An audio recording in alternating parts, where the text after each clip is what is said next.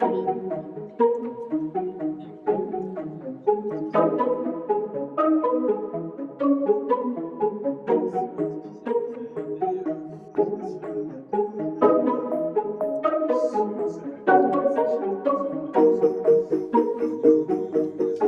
avez donc devant vous des représentants des maîtres d'ouvrage, et puis vous verrez défiler chaque fois un ou deux experts qui ont participé aux études qui vous seront présentées.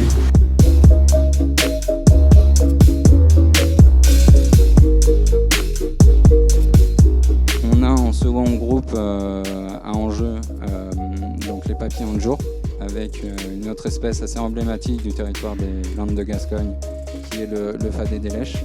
Après avoir étudié, détaillé les résultats, analysé les différents groupes, on arrive à des enjeux estimés pour chaque composante et à une compilation de ces enjeux pour aboutir à une cartographie de synthèse. Donc avec des enjeux assez forts en orange, forts en rouge, très fort en rouge foncé.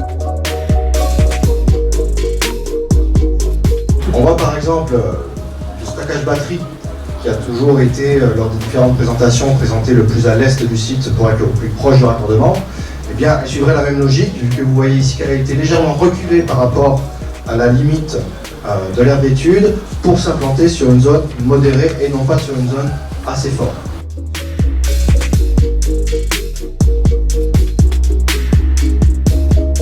Ces études de faune flore sont très encourageantes parce qu'elles nous confortent dans l'idée que nous nous faisons de ce site, qui n'est pas du tout un site complètement détruit par la gestion forestière, et c'est un site assez riche en biodiversité, et ça justifierait peut-être l'abandon de ce projet. Si on attend aussi les enjeux faune flore pour concevoir le projet, c'est bien parce qu'on sait qu'il y a un intérêt à le faire.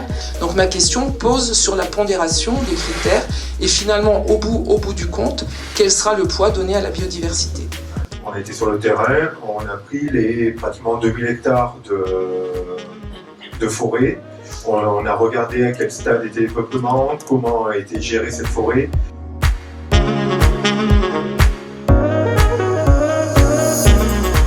Là, vous avez du coup ce qu'on a pu constater sur la propriété avec les surfaces en PSG en 2018 par tranche d'âge sur la totalité de la propriété. Et surface prévue en 2023 par tranche d'âge sur la totalité de la propriété. Vous voyez, il y a une évolution. Pourquoi autant de coupes rases ou de 0 à 4 ans?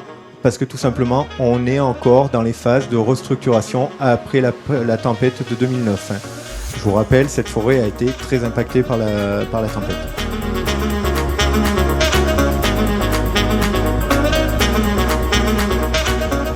Effectivement des mesures de compensation, etc. Mais après le suivi, justement. Vous n'avez pas du tout évoqué la question du suivi. La compensation est un engagement contractuel de la personne qui a obtenu l'autorisation de défrichement. Donc nous, on va vérifier derrière que cette compensation a réellement été réalisée. Moi, je ne le vois pas comme ça, je vois ça comme une simple plantation, quoi, monoculturale, type agriculture intensive. Donc il faudrait choisir les bons mots. Moi, c'est ce qui m'a choqué un peu jusqu'à présent. Si vous plantez 1 hectare de pin maritime en Dordogne, en laissant un trou de 1000 m² à Saucasse, au cœur de la forêt des Landes, je pense qu'en termes d'ennuagement, il y aura un impact certain.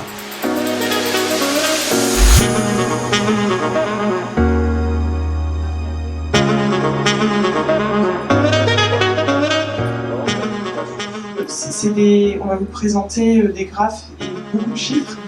On a à peu près un rapport 3 entre le scénario RISEO et la référence, avec notamment la production d'énergie qui est dans les deux cas le contributeur majoritaire.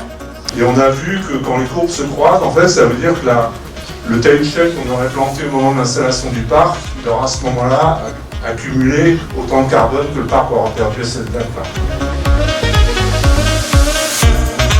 de la partie de gauche, donc la partie pure Oriseo. On oublie un instant la référence, elle est très importante pour nous. Pourquoi elle est très importante? Parce que finalement, c'est par rapport à cette référence que nous, on va éventuellement pouvoir travailler pour trouver des moyens d'améliorer encore ce bilan CO2, rien que sur le projet Oriseo.